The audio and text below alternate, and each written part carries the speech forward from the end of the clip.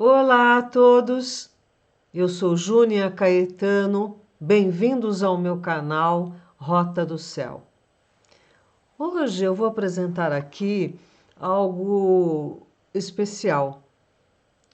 Neste mês de maio, eu tive a alegria de comparecer a vários canais de pessoas queridas para justamente apresentar esse estudo que eu vou aqui compartilhar com vocês, que é esta transição da era de peixes para a era de aquário.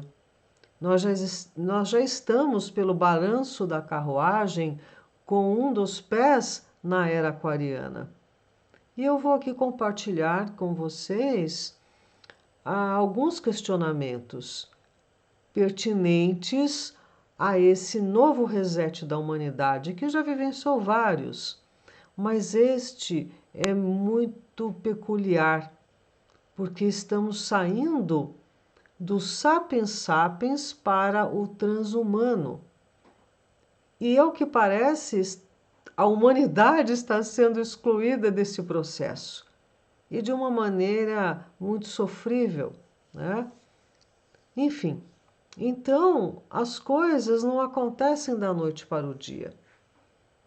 A era de Aquário, ela vai atuar com o final da era anterior, que era de Peixes, e assim por diante. E da onde que vem tudo isso? Para onde nós estamos indo? Aqui é uma tabuinha suméria, imagina, traz informações de 6, 10, 12 mil anos atrás, a escrita cuneiforme. Olha a bolsinha que eles tinham. Essa bolsinha é recorrente no passado. Em várias culturas a gente encontra esse desenho. Será que era algum dispositivo tecnológico? Olha o reloginho lá. Então, era uma vez, há 445 mil anos atrás, quando deuses vieram à Terra e precisaram de trabalhadores para minerar ouro, em que grande geneticista e cientista mesclou o DNA do Neandertal com o dos deuses. E depois de muitas e muitas tentativas e erros, surgiu o Lulu Amelu, nosso sapiens sapiens. Então, em que, junto com a sua meia-irmã e esposa Ninhursag, que tinha vários nomes, Ninmah, Nint, Mami, e seu filho Ningesida, eles criaram o Sapiens Sapiens. Ele disse: Nint, minha deusa esposa, será escolhida para esse trabalho. Ela determinará o novo destino do novo ser. Aqui está uma imagem de Nint Ninhursag. Veja que tem dois seres primitivos de joelhos. Aqui cabeças humanas. Aliás, ela está segurando um ser aqui, que talvez tenha sido o Adapa, o primeiro protótipo humano, né? Um escravo sob medida. E aqui ao lado tem o símbolo dela. Esse símbolo no mapa natal tem a ver com o nó do norte. A cabeça do dragão mostra o destino desta vida. E ela era a deusa que atribuía o destino aos homens. Olha aqui de novo, ó, o nó do norte, né? Em que ela celebrando, olha o disco alado aqui. Então isso vem de muito tempo.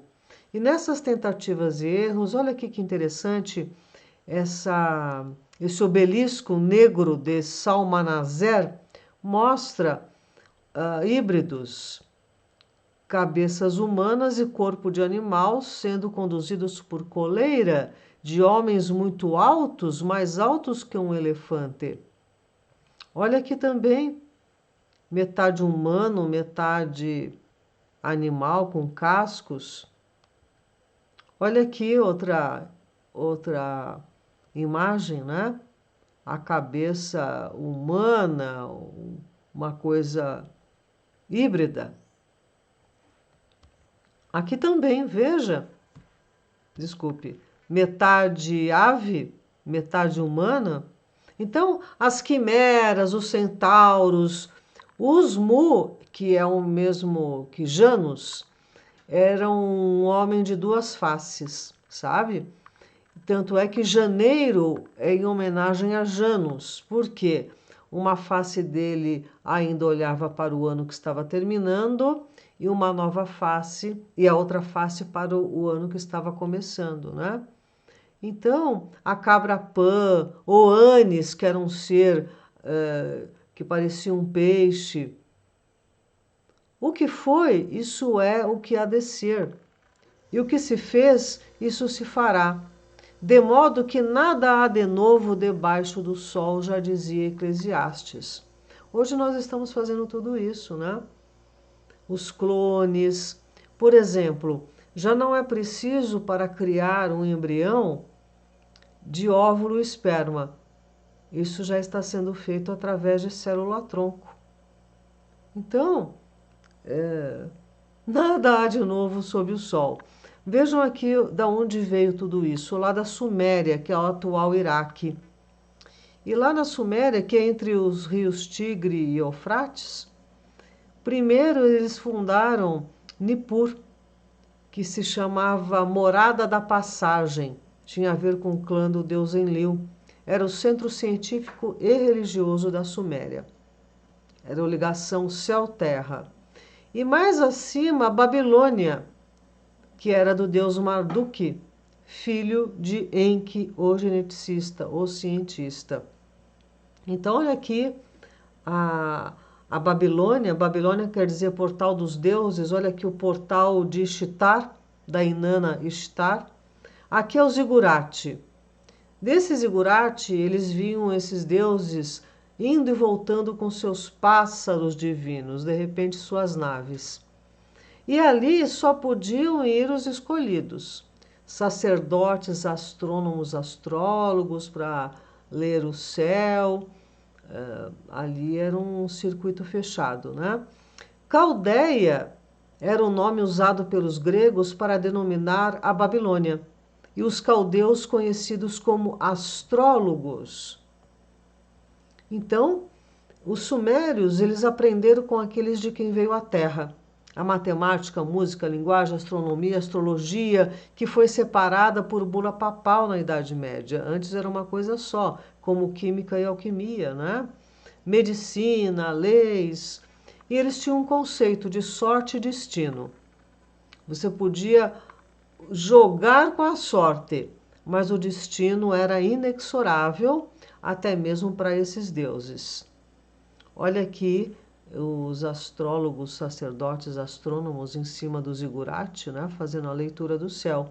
Aqui tem o desenho do que está nessa tabuinha aqui, né? Então tem muitos e muitos registros, sabe? Aqui novamente o zigurate, que é uma pirâmide em degraus, né? E entre o que eles nos deixaram foi também um sistema matemático sexagesimal. Eles pegaram um 10 mundano com um 6 celestial para obter um número base de 60.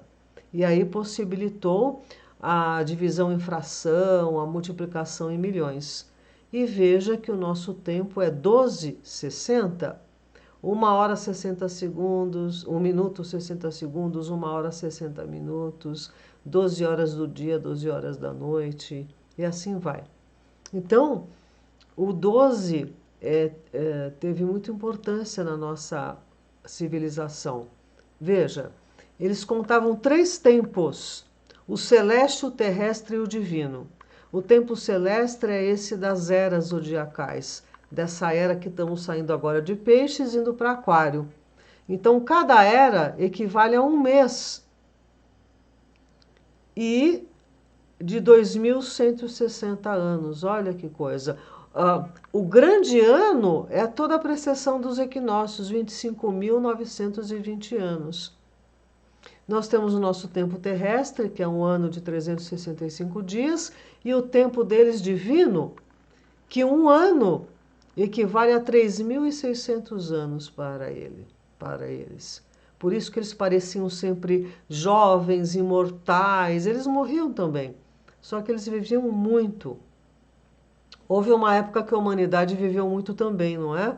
Matusalém, e antes do dilúvio o tempo era mais longo de vida. O tempo terrestre a gente conhece, dos equinócios e solstícios, né, que é o calendário solar, o calendário lunar, que hoje em dia quase está em desuso, que são as 4 fases da Lua, nova, crescente, cheia e minguante. E esse calendário aí, o tempo divino, né? Porque 1000 anos são aos teus olhos como o dia de ontem que passou. Então, por isso, um ano para eles eram 3.600 anos.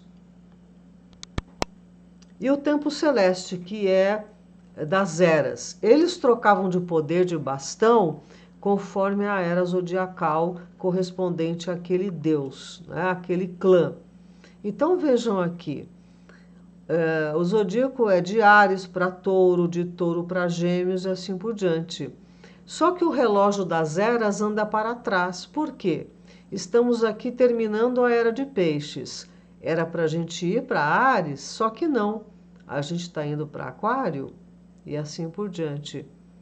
Então, é bastante interessante essa engrenagem, né, do tempo.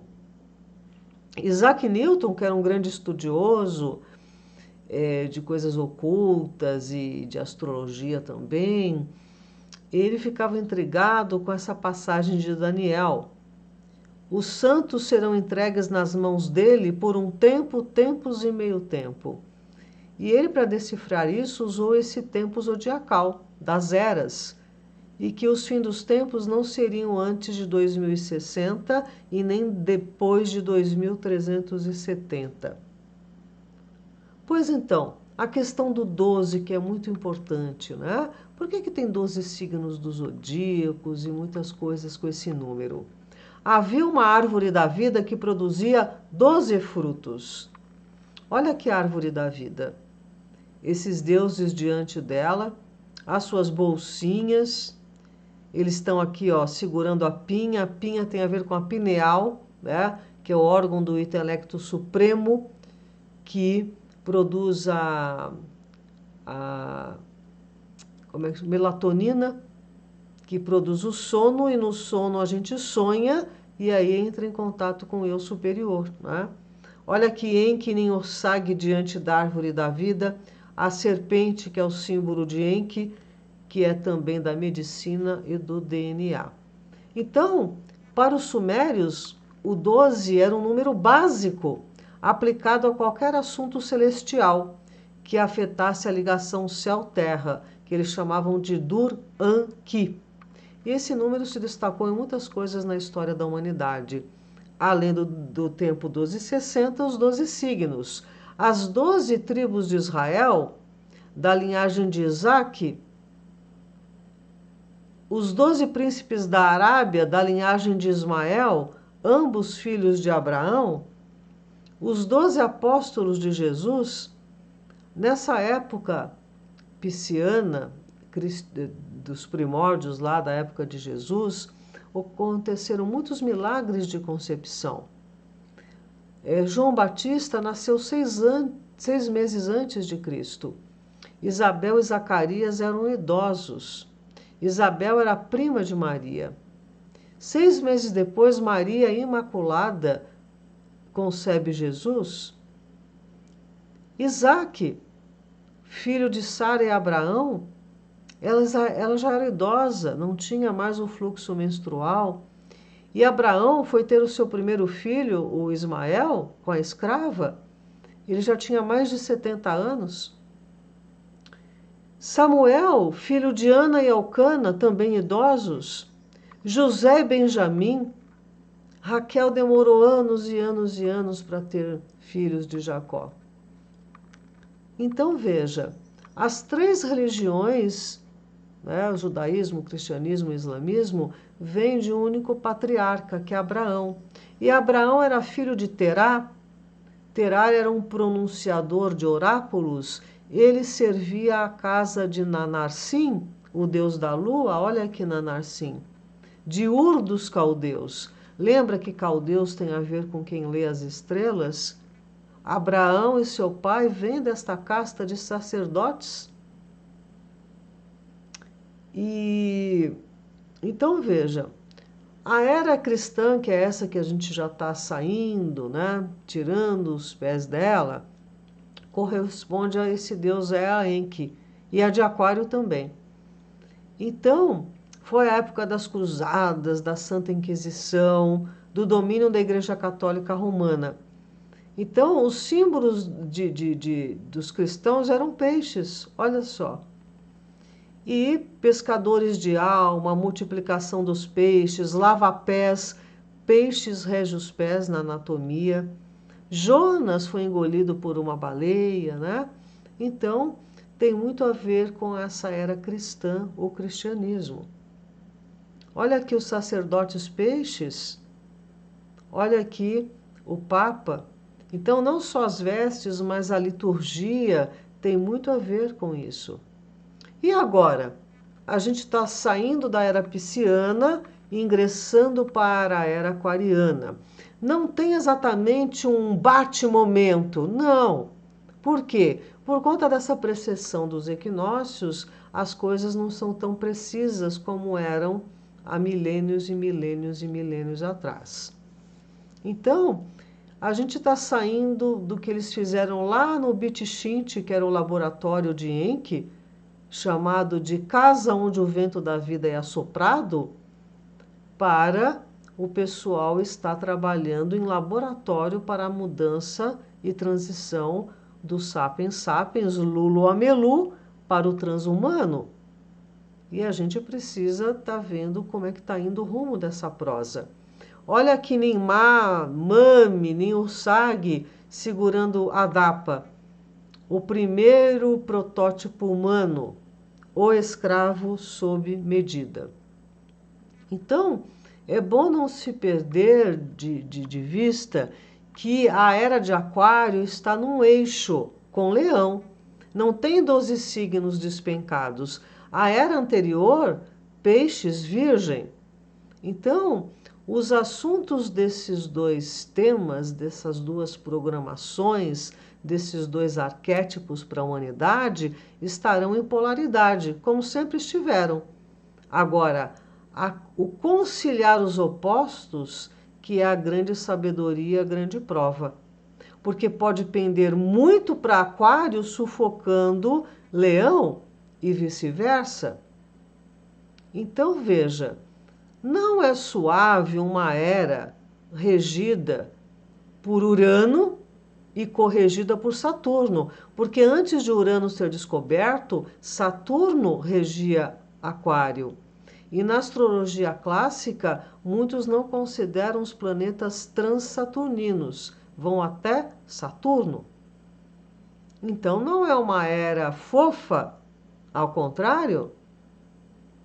E ambos os signos são de modo fixo. Então, Aquário pode se fixar muito às ideias, né? E Leão tem essa coisa da vaidade, se fixar no reconhecimento e no aplauso. Então, é o coletivo e o indivíduo. Indivíduo é o que não se divide, é o que é íntegro, não é egoísmo. Agora, muitas vezes, em prol do coletivo, se massacra a originalidade e a individualidade. A comum unidade e o lado centralizador. Se você não tem o seu ego desenvolvido, o que você vai fazer no grupo? Se encostar, deixar que decidam sobre você, querer mandar lá nas outras pessoas? Por isso que é um eixo Leão-Aquário. Igualdade e originalidade. Impessoal e pessoal. Científico e romântico. Então, a sombra é o sectarismo. Só minha tribo, só minha turma, só o meu partido é que vai ser salvo. Totalitarismo. Em nome de respeitar as diferenças, todo mundo tem que ser igual àquilo que é diferente. Aí tem esse lado da homogeneização. em detrimento da sua criatividade, da sua originalidade. A soberba, o fundamentalismo,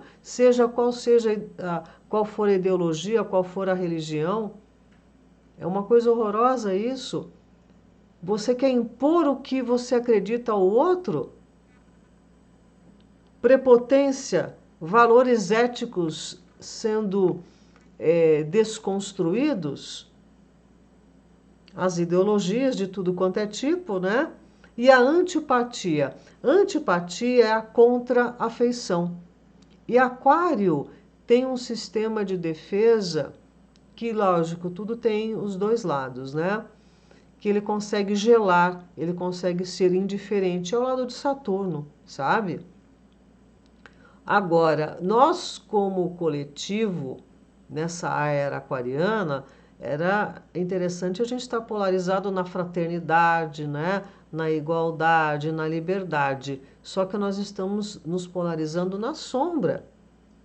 O controle, em nome de uma pseudo-segurança, e um distanciamento das emoções, porque Aquário é mental. Mas tem lá do outro lado o Leão. Leão rege o coração, o chakra cardíaco. E a gente não pode perder essa capacidade de contribuir com o bem-estar do todo. Pois então, é um desafio. Os hippies lá dos anos 70, da época do Hair, aquela peça, aquele filme maravilhoso, eles estariam agora espantados de ver. Porque toda aquela situação do amor livre, da paz e tudo natural, alternativo, só que não, virou coisa de boutique. Porque estamos indo agora por uma transição completamente diferente. Com sistemas artificiais de inteligência, a realidade virtual. E dos grandes marcos dessa era é Plutão ingressando em Aquário. Foi 23 de março de 23, vai até 18 de janeiro de 44. Serão 20 anos em Aquário. Onde é que você tem Aquário no seu mapa natal? A última vez foi de 1778 a 1798. Na época do Iluminismo, da Revolução Francesa, que tem o lema, as qualidades aquarianas, né? Lealdade, liberdade, fraternidade, e agora, enfim, esqueci. Então veja, né? Esses 20 anos é um fractal dos próximos 200 anos. Muita transformação no mental coletivo. Plutão tem a ver com poder, com vulcanismo, vocês estão vendo aí como está pululando aí o mundo. Tem a ver com coisas intensas, os inimigos ocultos, expurgos, cura, ditadura tecnológica em nome da sua segurança. Tecnocracia, totalitarismo, controle, controle, controle e mente colmeia. Então, uma das grandes questões da era aquariana é que está terminando uma era, um ciclo, uma programação, e está vindo à tona de que essa nossa realidade, ela não é o que parece. Em janeiro de 22, encontraram códigos de correção de erros que aparecem na computação, usados para que não ocorra um bug no sistema. Só que isso foi encontrado enquanto eles estavam estudando a natureza. Então, isso vem confirmar o que desde os anos 40 é desconfiado pela física quântica, que se debate, desde os anos 40, com a questão da matéria se comportar de forma holográfica no mundo quântico. Então, vários cientistas já reconheceram que vivemos numa realidade simulada. Aqui estão nomes de alguns. Créditos para o Danilo Noronha, que tem se aprofundado nisso, e com relação à astrologia também, né? Na observação que o mapa é o nosso programa aqui, né? dentro dessa situação de simulação. Aqui nomes de outros tantos cientistas, então pesquisem a respeito, né?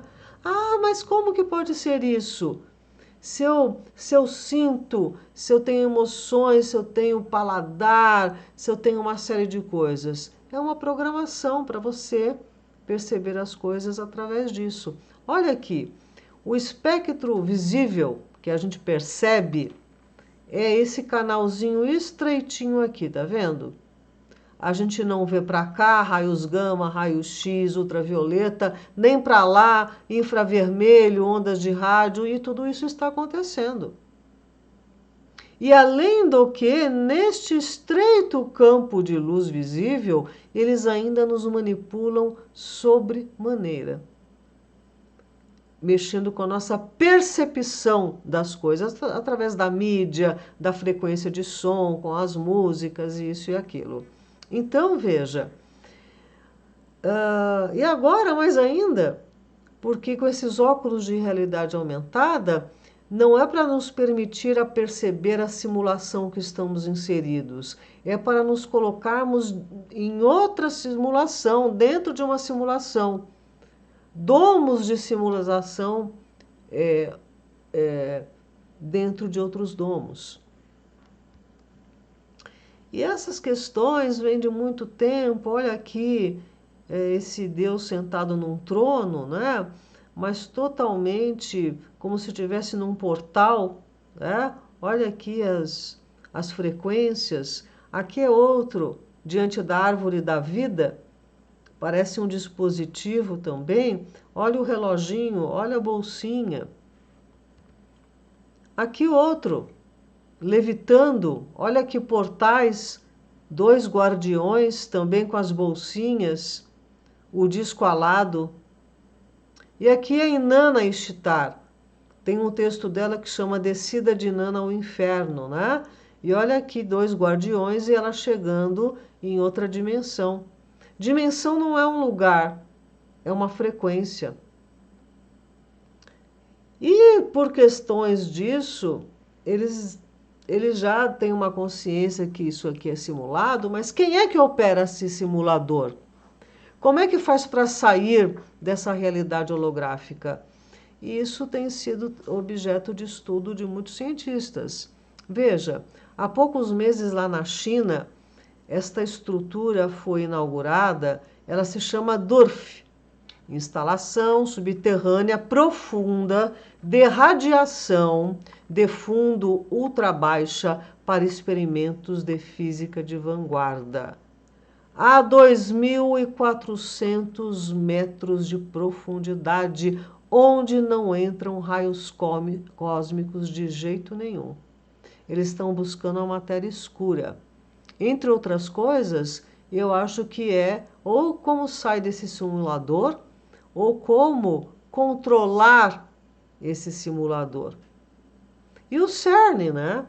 Que a gente já ouviu falar de tantas coisas, de tantas experiências, e que eles podem até mesmo, com esse acelerador de partículas, abrir portais. Aqui está Shiva, diante do prédio do CERN, né? O deus da destruição. Então, o CERN também está buscando a antimatéria. E como é que está indo esse conceito humanidade, né? O que eles estão propondo com essa inteligência que finge ser a fonte, está cada vez mais capturando informações e energia aqui neste momento do nosso planeta?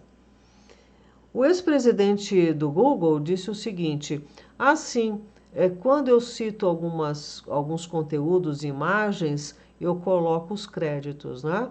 Por exemplo, aqui desse canal Informante, eles têm uma pesquisa bastante séria e, enfim, e dentre outros também que eu estou trazendo para cá.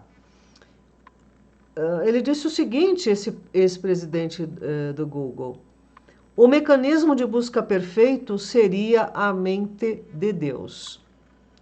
Google, não se trata de mais um motor de busca, se trata da criação de um Deus.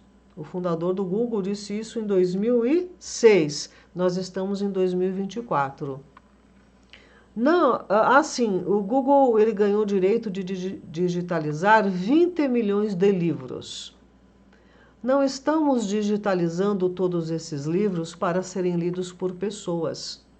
Estamos digitalizando-os para serem lidos por uma IA. Isso em 2005. Imagine o que esta IA já tem de informação a cada minuto, não é? Então, a era de Aquário tem a ver com o mental coletivo. Tem a ver com a mente coletiva. E Urano, que rege Aquário, tem a ver com o mental superior. E o que me dá a impressão é que eles estão impedindo que a gente manifeste, acesse, desperte o nosso mental superior. E que a gente fique sob um controle total em nome da sua segurança.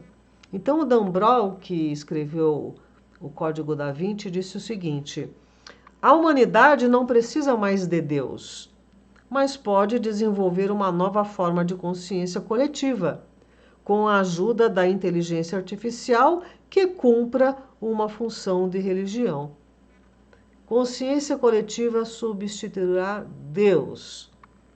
E eu me dá a impressão que é isso mesmo, porque no momento que você é seduzido a acoplar a sua mente a algo artificial, você está dando poderes a algo artificial sobre você, melhor dizendo, né?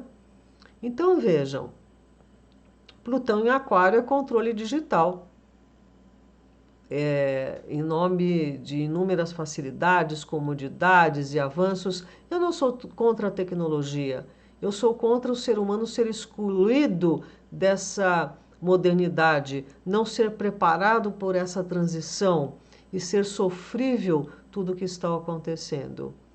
Então, por exemplo, está para ser testado um novo modelo de busca do Google. Né? Vai começar nos Estados Unidos, porque é lá onde tem maior número de acessos e tudo. Né? Eles precisam de um piloto sempre. Então, veja, hoje em dia você vai buscar algo e o Google seleciona inúmeros sites, e os primeiros são os pagos, obviamente, né? E você vai ali pesquisar, discernir, avaliar, comparar, pescar uma coisa aqui, outra acolá de um site que nem estava tão em evidência assim. Agora não. É o robô que vai ler todos esses sites e fazer um resumo para você. A princípio é bastante interessante porque vai te poupar tempo, enfim, né? Mas quem garante que em todas as buscas não haverá uma situação tendenciosa de exclusão, omissão, ou, enfim, quem é que está avaliando o que você poderia avaliar e discernir? Eu acho que isso é entregar poderes demais, né? Em nome de um comodismo ou de uma facilidade que pode comprometer muitas coisas, né? Então, vejam, o que será criado será efetivamente um Deus. Não é um Deus no sentido de que causa relâmpagos ou furacões, mas se há algo 1 bilhão de vezes mais esperto do que o humano mais esperto, do que você o chamaria? De deuso. Então veja, o dataísmo. Deus está no algoritmo. Segundo o dataísmo, as experiências humanas não são sagradas. E o Homo sapiens não é o ápice da criação ou precursor de algum futuro Homo Deus. Os humanos são apenas ferramentas para criar a internet de todas as coisas, que pode eventualmente se espalhar do planeta Terra para cobrir toda a galáxia e até mesmo todo o universo. Esse sistema cósmico de processamento de dados seria como um Deus. Estará em todos os lugares e controlará tudo, e os humanos estão destinados a se fundir nele. Será? Eu acho que ainda dá tempo.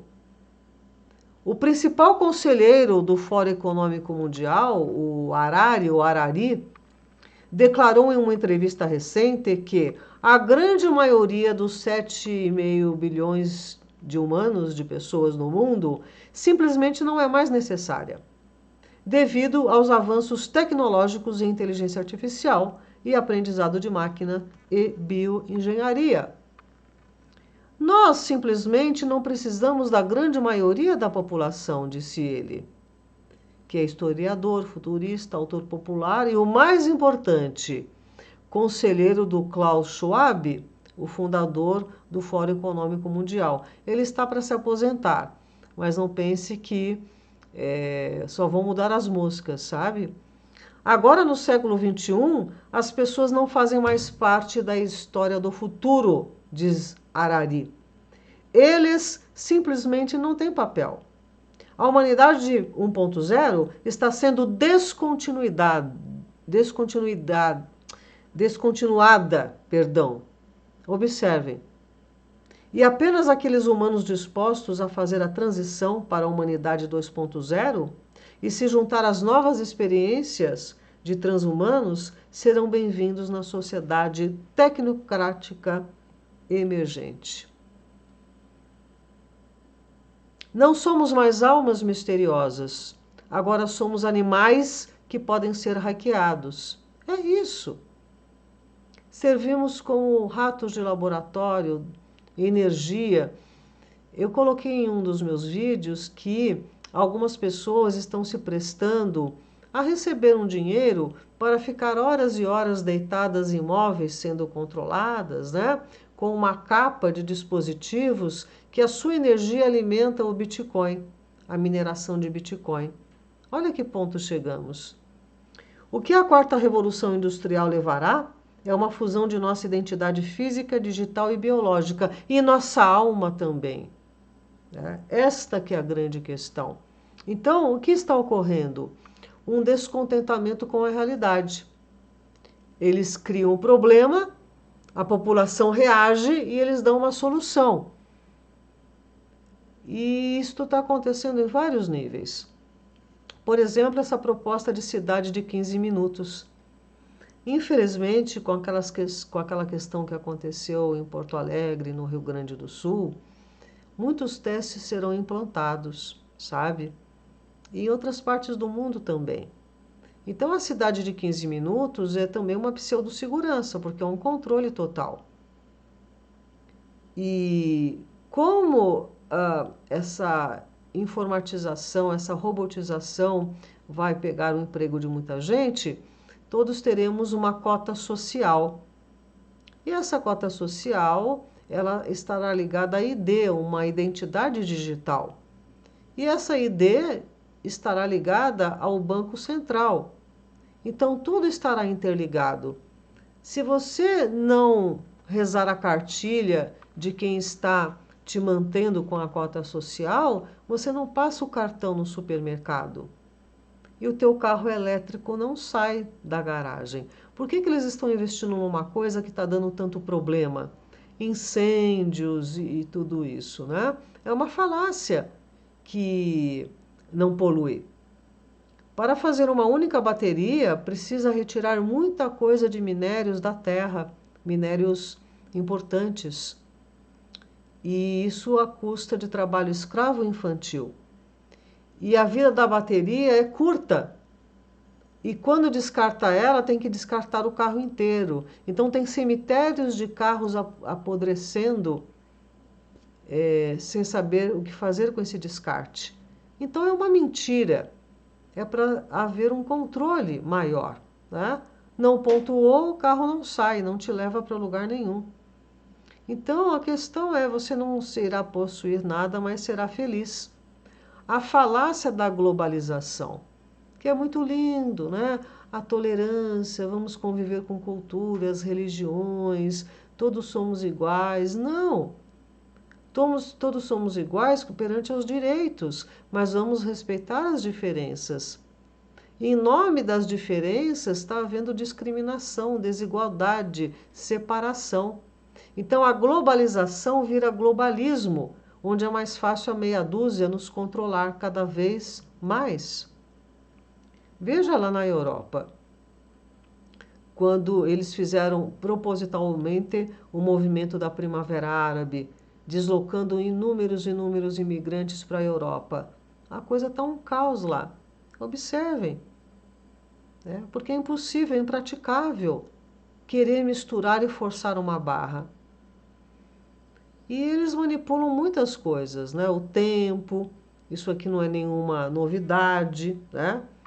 Então, está para acontecer uma situação, eles aditivam, né? Eles estimulam, eles acabam incrementando aquela situação. E essas mudanças todas também fazem parte para confinar as pessoas nessas cidades de 15 minutos, deslocar, sabe? Infelizmente. Quer ver um exemplo disso que aconteceu lá no Rio Grande do Sul? Não foi uma questão de ignorância.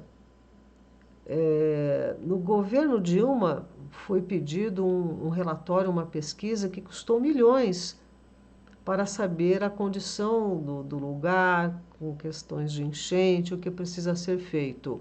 Foi engavetado, nenhuma providência se tomou.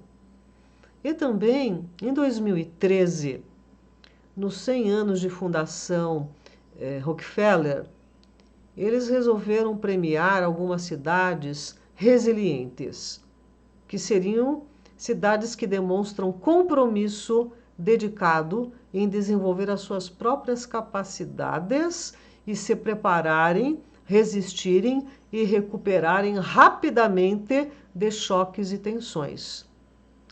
De 1000 cidades no mundo, eles tiveram dificuldade para selecionar 33, que é um número bastante simbólico, não é? E entre elas, na América Central e do Sul, 2 cidades do Brasil, Porto Alegre e Rio de Janeiro. Onde é que está a resiliência de Porto Alegre, já desde 2013, sendo apontada que teria capacidade para tal? Não é estranho tudo isso que está acontecendo, né? E claro, são desastres combinados. A NASA também diz que tem aí um nono planeta, digamos assim, ou seja lá que raios é, que está interferindo no sistema solar. Anomalias não estão acontecendo só na Terra, estão acontecendo em outros planetas também. Pois então, existe todo um conjunto de coisas para enfraquecer o ser humano. E eles já estão preparando uma nova situação, que podem vir das aves. E aí eles vão acabar com 2 coisas de uma vez só, né? Introduzir uma série de coisas no organismo humano e acabar com as aves. Essa questão da net zero, né? Zero de taxa de carbono, o ser humano é feito de carbono. O ser humano também solta pum. Por isso que eles não querem nem que a gente coma mais, só come insetos. Estão acabando. Olha, bem seria se o ser humano estivesse libertando o reino animal desse subjugo, né? Só que não é por isso. Eles estão, da noite para o dia, retirando a proteína animal do organismo humano, enfraquecendo muito o ser humano sem dar alternativas. Por quê? Porque também vão eliminar os ovos, vão eliminar os legumes, vão eliminar um monte de coisa. Porque tudo isso... Agora o grande vilão é o nitrogênio. Não existe lavoura sem nitrogênio. O que está acontecendo? Que loucura é essa? Então, essa organização mundial, né, que cuida do nosso corpo, do nosso bem-estar, ela tinha dado agora em maio um ultimato, digamos assim, né? Vencia o prazo para que os países concordassem ou não que, no momento de grande crise sanitária, eles que decidissem o que vai tomar ou não, o que vai fechar ou não, enfim, eles teriam uma gerência. E isso é claro que tira a soberania dos países. Muitos países não concordaram. O nosso país está de braços e pernas abertas para essa Agenda 2030, infelizmente. Aí eles viram que a coisa não pegou bem legal, eles retiraram. Na próxima reunião em que vão discutir isso. Ou seja, se algo começar a acontecer coletivamente, muitos países vão ceder, não é? Então é aquela coisa, nós vamos te trazer o problema para depois a gente dar a solução que a gente quer. E essa crise de desabastecimento forçada é um absurdo o que está acontecendo, né, com a agropecuária. Infelizmente, o Rio Grande do Sul contribui com um grande PIB para o nosso país através da agropecuária, né? Então as coisas estão, assim, indo por um caminho bastante difícil, sabe? E as batalhas também são biológicas, com ferramentas biológicas. A gente não sabe da missa o terço. Eles estão atrás do nosso DNA, que é valiosíssimo. Existe um tratado que é o DNA do ser humano, mas se alguém alterá-lo, tem patente sobre ele. E é isso que eles estão fazendo com essas experiências. O tio Bill tem um braço, né, da fundação filantrópica dele, o Gavi Alliance, desde 2000. Muito bondoso que é, ele levou medicação para várias pessoas pobres lá da África Ocidental. E ele tem como apoiadores essa organização de 3 letras, que cuida do nosso bem-estar, o Banco Mundial e o Mastercard. Estranho, né? Por quê? Por isso que eu falei para vocês. Ali é um piloto dessas pessoas que tomam a medicação, elas estão identificadas. E onde é que eu entro o Mastercard? Ora, se você não tomou o remédio, você não passa o teu cartão. Simples assim. Em Davos, na Suíça, nesse último encontro, ele disse que a nova era dos remédios será usando inteligência artificial, que incluirá nesta edição um sistema de microagulhas de ponto quântico implantável humano, através de um pequeno adesivo. Seria essa a marca da besta? Então, se você não tiver isso, nada acontece, você não pode viver.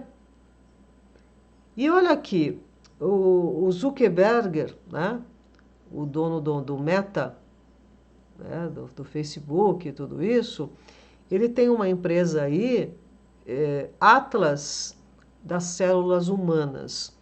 Não sei se vocês sabem, mas cada célula é individual. Quando elas se reúnem, é que elas atuam numa função. E eles querem mapear célula por célula. Vocês acham que isso é para curar o câncer? Vocês acham que isso é para quê? Você já pensou patentear uma célula? Vocês podem imaginar que há tráfico genético e de almas também? Parece isso um absurdo? Não é não, sabe? Eles sabem que o DNA é programável. Então, esse Atlas, eles querem fazer isso, né, para poder interagir com o computador biológico. É impressionante os avanços, né? Então, veja, aqui está o nosso cromossomos, né, o nosso DNA, toda a informação genética, aí eles inserem um trem dentro do nosso código. E acontece isso. A desconstrução muda a informação, muda a matriz. Isso serve a quem? Então, tudo isso não é de hoje. Essas cartas são do jogo Illuminati de 94, 95. Impressionante como elas são tão atuais, né?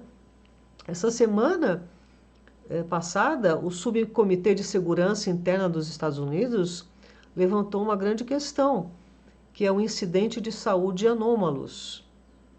a Síndrome de Havana. Lá em 2014, vários diplomatas que estavam em Havana sofreram de problemas muito estranhos, seus familiares, em outros lugares do mundo também, em outros anos, não só foi lá, começou em 2014. E eles chegaram à conclusão que o problema vinha de energia de radiofrequência, equipamentos bélicos de ondas, equipamentos acústicos, eletromagnéticos e energia direcionada. Então, a luta, que não se pode falar o nome, é de quarta geração. O inimigo é silencioso, Plutão em Aquário, é o que está oculto, e com combinação de desastres, né? Na natureza e tudo isso. Agora, para encerrar, uma fofoquinha com relação a uma das maiores empresas, né, nessa área de IA, a OpenAI. Há uns meses atrás, o Sam Altman, que é o CEO da OpenAI, ele pediu demissão em novembro. E para isso, pelo afastamento dele, quem contribuiu muito foi este outro aqui, o Ilya, que está aqui na foto. Mas aí, quando o Sam Altman saiu, toda a equipe quis sair também. E aí não seguraram a onda, admitiram ele de volta. Agora, em 15 de maio, quem se afastou por uma semana e voltou pedindo demissão foi o tal do Ilya. Este Ilya, ele era considerado como um cara místico. Ele fazia afirmações espirituais, ele fazia alguns rituais, ele tinha uma outra visão da IA. E quando ele se desligou, toda a equipe dele foi mandada embora junto. E esta equipe, do qual ele era um líder espiritual, esotérico, né? Eles estavam preocupados com a segurança do OpenAI, do ChatGPT. Então veja o que aconteceu. A OpenAI revelou que dissolveu a equipe que tinha como objetivo monitorar e controlar futuros sistemas de IA que poderiam ficar mais inteligentes do que as pessoas e, na pior das hipóteses, levar à extinção humana. Essa equipe saiu fora. O time foi criado em julho do ano passado para garantir que a evolução da inteligência artificial fosse benéfica para a humanidade e não provocasse um apocalipse. Já não tem mais. E um dos caras dessa equipe, né, falou que a segurança ficou em segundo plano. O cientista John Lake anunciou na noite desta quinta-feira, 16 de maio, a própria demissão da startup da inteligência artificial OpenAI, conhecida pelo robô ChatGPT. A decisão ocorre após a saída do Ilya, né? Então, não tem mais segurança. Luz é código para emoções e pensamentos. O DNA sintético é ativado para receber pensamento do computador quântico, para produzir veneno. Então, veja, tem várias situações muito dark, muito underground, que eles fazem experiências, né? E a grande maioria não é para beneficiar a humanidade. Eu não sou contra a tecnologia, mas seria preciso a gente avaliar melhor que estão perdendo a mão, né? A sua empolgação de IA é inversamente proporcional ao seu conhecimento de IA. Porque se você soubesse dar missa o terço, a gente ia falar, não, pera um pouco. Como é que é isso? Está me excluindo desse mundo, né? Então, o Google já revelou o projeto Astra, a IA que lembra de tudo e tudo vê. Vigilância full-time? Ditadura tecnológica?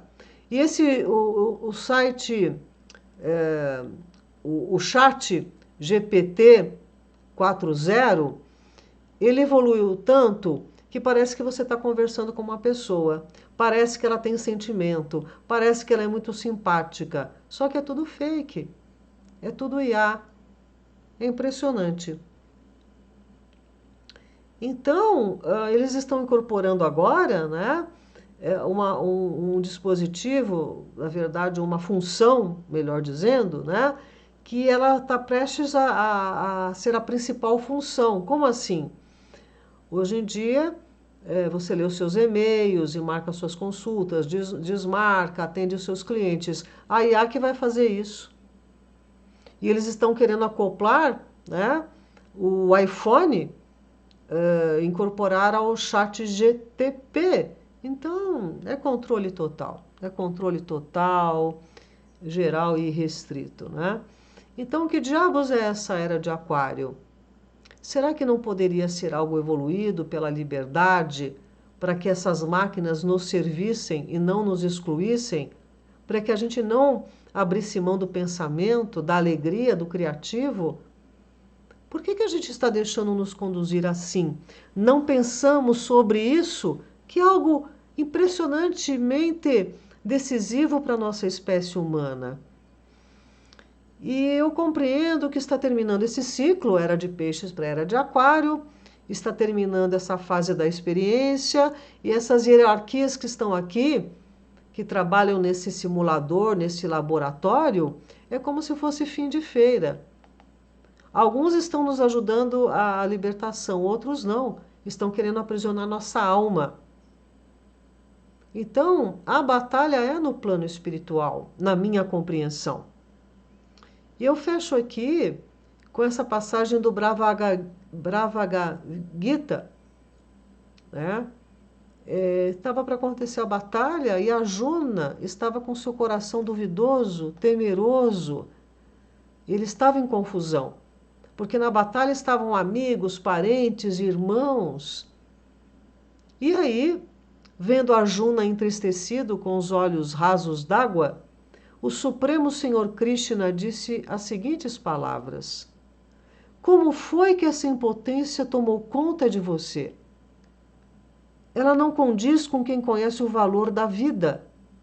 E ela não o levará aos planetas celestiais, mas à infâmia e à desonra.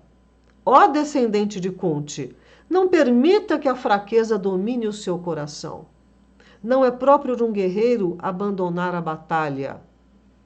Erga-se para lutar, ó vencedor de inimigos. Então a grande questão é essa. Onde você quer passar a sua eternidade? Acoplado a um ser que finge ser a fonte? Ou voltar para a sua fonte e lá ver onde é que você vai continuar a sua experiência? Na casa do Pai há muitas moradas, já disse o mestre. Então, a gente precisa tomar cuidado porque a gente não está pensando. A gente está entregando tudo a algo que é, como o nome já diz, artificial. E a troco do que tudo isso? Né? De uma pseudo-segurança? De uma pseudo-evolução? Para onde que está indo o balanço dessa carruagem, né? Então, eu acho que cabe a nós compreender o que está acontecendo, o que eles estão querendo implantar na nossa vida, no nosso país, no nosso continente, no nosso planeta, nos excluindo da situação e nos distraindo com um monte de coisas que não são importantes, não são prioridades, para a gente não ver como é que as coisas estão sendo descuidadas. Nós estamos com um exemplo saltando aos olhos lá no sul. E não pense que as coisas vão ser resolvidas. E as pessoas estão se revelando, né? Então imagine a egrégora de sofrimento, de abalo. Da noite para o dia você não ter mais nada. Nada. Nada. Então, nós estamos num momento que a gente não pode se desumanizar. Aquário é fraternidade, é igualdade e liberdade. E nós estamos distorcendo, prostituindo esses conceitos. Então, a questão é interna. não é mesmo? O consentimento interno, a decisão é interna. Se diz que o tempo não é linear e que essas hierarquias elas podem lidar com o tempo, o futuro e o passado. E muitos vão lá numa linha de tempo lá no futuro e fazem uma alteração. Só que o outro grupo também faz outra alteração. Qual é a linha de tempo que vai predominar? É a que tiver com mais força do coletivo, seja do consciente ou do inconsciente coletivo. Então, se nós vibrarmos na libertação, no bom uso da tecnologia a nosso favor e não nos deixarmos escravizar, é essa linha de tempo que vai atuar. Mas, ao que parece, dá trabalho despertar, não é mesmo? E as pessoas não querem pensar, elas querem que uma IA decida por elas, um deuso decida por elas, ou sei lá quem, vamos tomar um remédio, vamos fazer alguma coisa que vai mudar. E não, somos nós, na verdade, não é? Então é isso, meus queridos, o que eu queria colocar para vocês é isso. Não tem fase mais importante da humanidade do que essa, porque conseguiram acessar o nosso código genético e estão fazendo contrabando, sabe? E coisas muito piores. Então, um olho no gato, outro no rato. Onde é que você quer passar a eternidade, ok, meus amados? Então, era isso que eu queria trazer como reflexão. Pesquisem. Isso não é a verdade, não. São elementos que eu vou reunindo e compreendendo dentro dessa era aquariana o que está se apresentando, ok? Então, é em caráter de reflexão. E peço sim que, se vocês gostarem do conteúdo, vocês compartilhem, deem um like e se inscrevam no canal, para a gente cada vez mais entender melhor, né, essa rota do céu, o que nos apresenta o plano cósmico. Tá bom, meus amados? Então, até breve.